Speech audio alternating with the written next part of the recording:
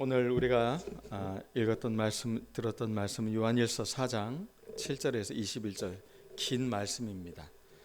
여러분들 오늘 말씀이 어떻게 여러분들에게 진하게 와닿는 말씀이었습니까? 여러분은 트로트 음악을 좋아하십니까? 좋아하세요? 네. 그러면 그런 분들은 이 노래를 다 잘 아실 텐데요. 영탁 씨가 부른 찐이야라는 노래입니다. 그 노래를 듣는데 가사가 귀에 확 들어오는 가사가 있었어요. 그 중에 한 가사는 이런 가사였습니다. 요즘같이 가짜가 많은 세상에 믿을 사람 바로 당신뿐. 내 모든 걸 다 줘도 아깝지 않은 내 인생의 전부인 사람. 이 노래 가사가 갑자기 귀에 탁 이게 들어오더라고요. 그러면서 느낀 것은 엷은 미소가 이렇게 띄어지면서 이런 생각이 들었어요.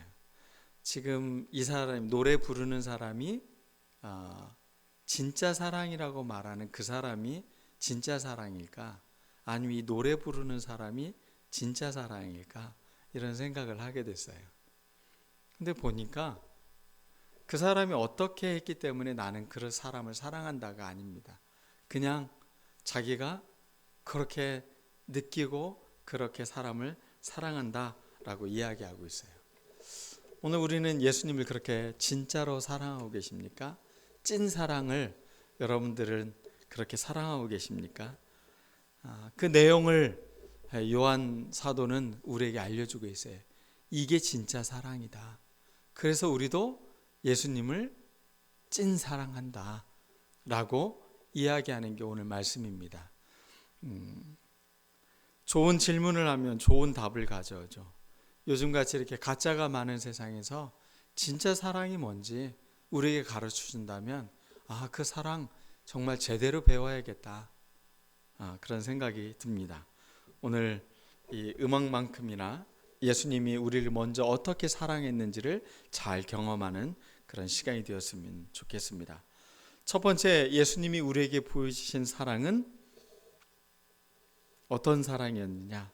바로 살리는 사랑입니다. 9절 말씀을 보면 이렇게 나와 있습니다. 그로 말미암아 우리를 살리려 하심이라. 우리를 살리기 위해서 예수님의 사랑이 드러났다는 겁니다. 사람은 사랑이 없으면 살아갈 수가 없어요. 짐승들은 대부분은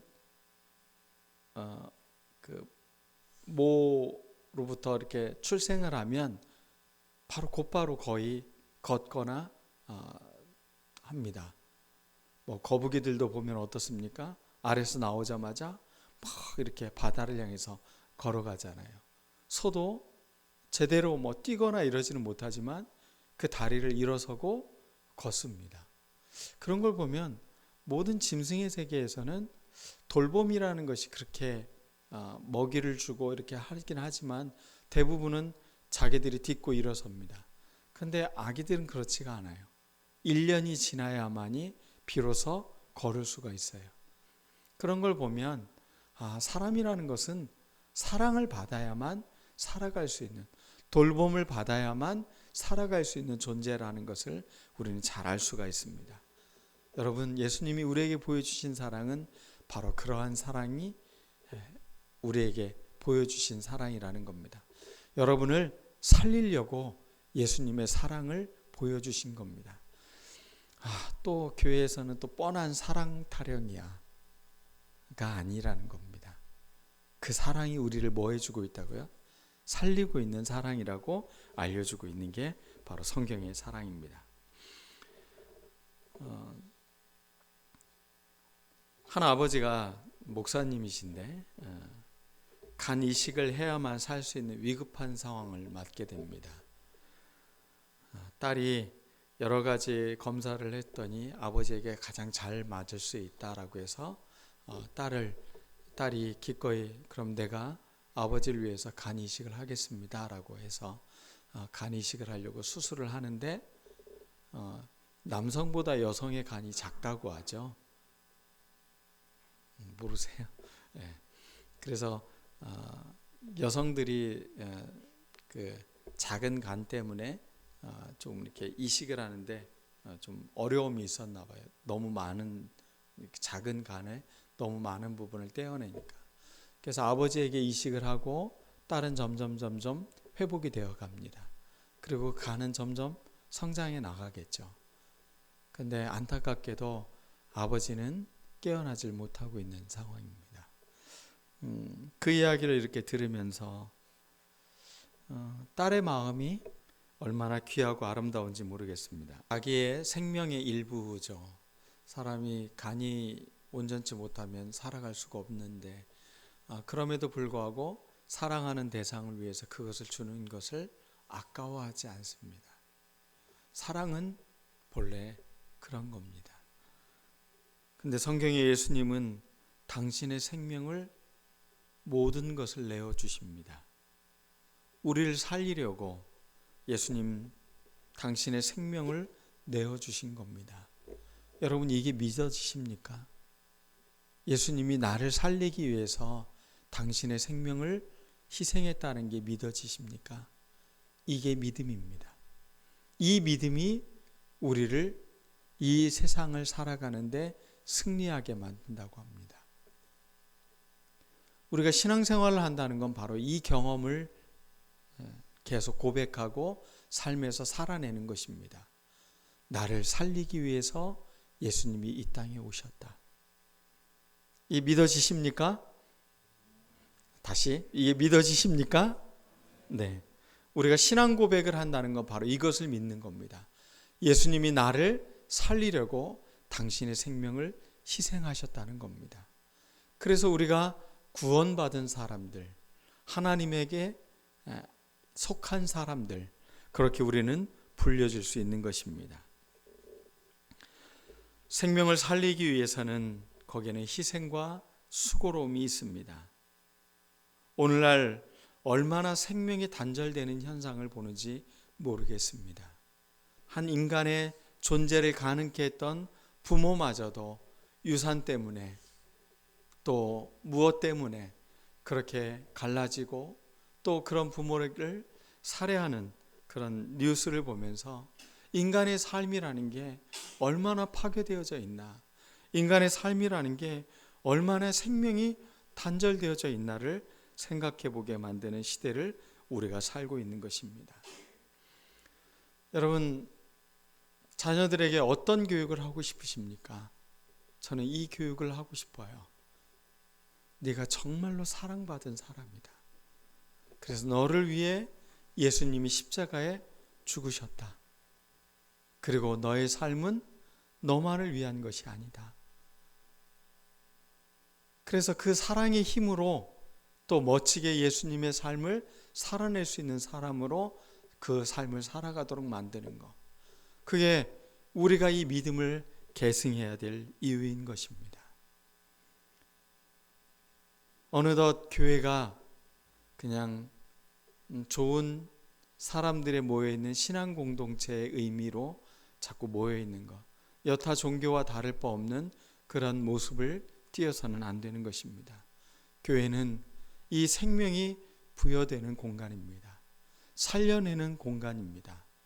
병원만 우리의 병을 치유하고 고쳐내는 것이 아니라 영적인 생명을 우리가 살게 만드는 공간이 바로 교회인 것입니다. 그러므로 교회 안에서는 날마다 사람들의 살아나는 기쁨을 우리 안에 갖고 있어야 하는 것입니다. 여러분은 오늘 예배에 나오시면서 죽어가는 사람을 초대하셨습니까? 생명을 살리기 위해서 여러분들 노력을 하고 계십니까? 그냥 나 하나 구원받았으니 됐어, 나 혼자 교회 다니면 됐지 뭐, 이게 아닙니다. 우리는 생명을 살리기 위해 우리가 먼저 그 경험을 가졌기에 우리도 그 생명의 살림을 위해서 우리의 삶을 살아내는 것입니다.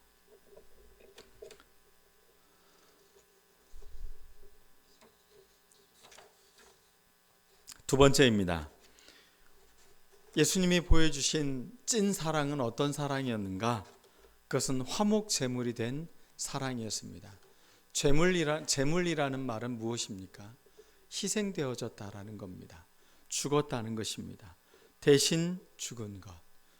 재물이 되었다는 것은 뭔가를 대신해서 그것을 드려졌다라는 것을 말하고 있는 것입니다. 예수님의 삶이 바로 화목제물이 된 사랑입니다. 기꺼이 당신의 삶을 드려서 하나님과 사람 사이에 막혔던 것들을 화목케 하는 것을 위해서 예수님이 당신의 생명을 희생했다는 것입니다. 화목제물이라는 그 히브리어를 보면 샬렘, 살롬 이 인사잖아요. 안녕하세요처럼 평화라는 인사 말입니다.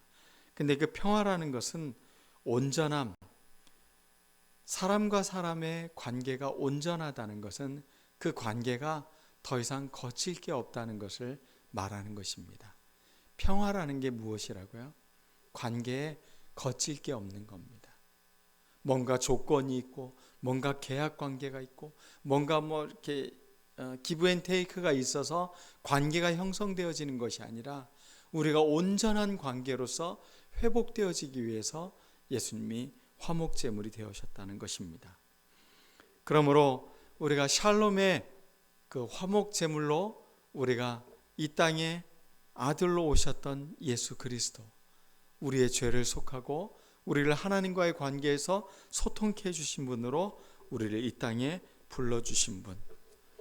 그러므로 우리는 하나님과 사람 사이의 관계가 회복되어졌음을 말하고 있습니다. 사람과 사람의 관계에도 갈등이 있으면 지칩니다.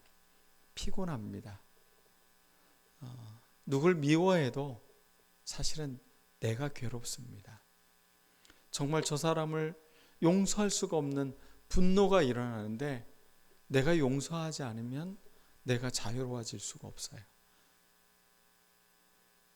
하나님은 우리에게 바로 이러한 관계로 초대하셨다는 겁니다.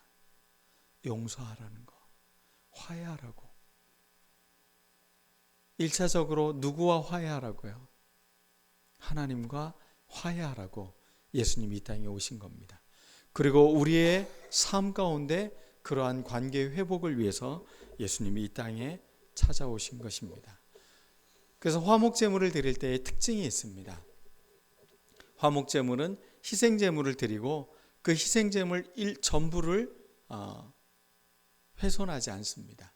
그것을 예배일 드린 사람과 나누어 먹습니다. 혼자서 다 먹을 수가 없잖아요. 여러분 양 한 마리를 잡으면 여러분 혼자서 드실 수 없잖아요. 이것을 사람들과 나누어 먹는 겁니다. 우리가 이렇게 나누면서 그 안에 사랑과 화해가 일어나는 것이죠. 여러분 미운 사람과 밥 먹는 게 얼마나 고문인지 아시죠? 그 마음을 회복시켜 주는 겁니다. 사랑하라고. 우리가 주일 오후 점심을 같이 먹는데 이 행위 자체도 우리가 화목이에요. 평화라고요. 이 안에서 우리는 서로 하나이고 사랑의 공동체임을 우리가 고백하는 것입니다. 세 번째 사랑입니다. 마땅한 사랑입니다. 당연하다는 겁니다. 해야 할 거라는 것입니다. 너무 당연해서 그것을 굳이 이야기하지 않아도 당연히 우리가 고백하는 것, 그게 바로 마땅한 사랑입니다. 우리가 서로 사랑하는 것이 마땅하도다. 우리는 사랑을 입은 자들입니다. 하나님을 보여주는 것은 바로 우리가 서로를 사랑하는 모습을 통해서 하나님이 우리를 통해 보여주시는 사랑이 드러나는 것입니다. 여러분이 서로 사랑하는 모습을 통해서 사람들은 하나님의 사랑을 보게 된다는 겁니다. 그리스도인의 사랑이 바로 그러한 사랑인 것입니다. 12절에는 서로 사랑하면 우리 안에 거하시고 그의 사랑이 우리 안에 온전히 이루어진다라고 말하고 있습니다. 세상의 모든 것은, 모든 위기는 사랑의 위기라고 그런 말이 있습니다. 여러분은 어떻습니까? 한 주간을 살아오면서 사랑을 충만히 가져온 사람의 삶은 미소가 다릅니다. 그리고 얼굴이 다릅니다. 그러나 삶에 지치고 피곤하고 그냥 견디며 살아온 사람의 삶은 피곤하고 지칠 수밖에 없습니다. 사랑하면 그 지침은 밝은 미소로 다가오게 되는 것입니다. 가정의 모든 위기는 사랑의 위기입니다. 교회의 모든 위기는 사랑의 위기입니다. 그래서 우리는 하나님의 찐 사랑인 예수님의 사랑을 배워야만 하는 것입니다. 배움을 멈춘 사람, 그 사람은 변화가 없습니다. 우리는 예수님의 사랑을 날마다 배워야 되는 것입니다. 오늘 여러분들이 이 예수님의 사랑을 배웠다면 여러분의 사랑은 이제 노래가 되는 것입니다. 여러분의 삶의 고백이 되는 겁니다. 매일매일의 삶의 내용이 되는 것입니다. 그러므로 우리에게는 핑계나 이유가 필요하지 않습니다. 너무나 당연해서 우리는 사랑하는 것입니다. 예수님을 사랑하고 예수님의 몸된 교회 안에서 사랑하며 하나님을 드러내는 희망교회가 되기를 원합니다. 하나님을 사랑하는 자, 그 형제를 사랑한다는 것입니다. 하나님 사랑과 형제 사랑은 나누어질 수 없는 사랑임을 우리에게 말해주고 있는 것입니다. 예수께서 하나님의 아들이심을 믿는 자가 아니면 세상을 이기는 자가 누구겠느냐? 세상을 이기는 승리는 이것이니 우리의 믿음이라. 이 이후에 나오는 말씀이 바로 5장에 나오는 말씀이 이 말씀입니다. 세상을 이기는 승리, 세상을 이기는 믿음, 그 믿음은 결국 우리가 하나님의 아들이심을 믿는 자, 그런 사람이 결국은 세상을 이겨낸다는 것입니다. 우리가 경험한 사랑은 하나님이 베푸신 사랑이고 그리스도 안에 머무는 사랑이고 하나님께로부터 난 사랑입니다. 이 사랑으로 먼저 다가가십시오. 이 사랑으로 격려해 주십시오. 이 사랑으로 주님 안에 거하십시오. 먼저 사랑으로 행동하는 우리들 모두가 되기를 바랍니다. 오늘 주보 1면에 나오는 시를 읽어드리겠습니다. 이게 우리의 기도가 되기를 원합니다. 저들은 저들이 하는 바를 모르고 있습니다. 이들은 이들이 하는 바를 모르고 있습니다. 이 눈먼 싸움에서 우리를 건져주소서. 두일의 강아지 눈만큼이라도 보이게 하소서. 사랑을 배운 사람은 이 사랑을 실천하며 살아갈 수 있습니다. 기도하겠습니다. 여러분의 사랑은 예수님으로부터 배운 찐 사랑이십니까? 아니면 세상의 그 흔한 노래의 그냥 가사이십니까? 우리는 예수님이 보여주신 찐 사랑을 통해 우리의 삶에서도 사랑하며 위기에 닥친 우리의 주변, 가정, 교회, 사회를 살려내는 그런 믿음의 사람으로, 사랑의 사람으로 살게 해달라고 우리 다 같이 기도하겠습니다.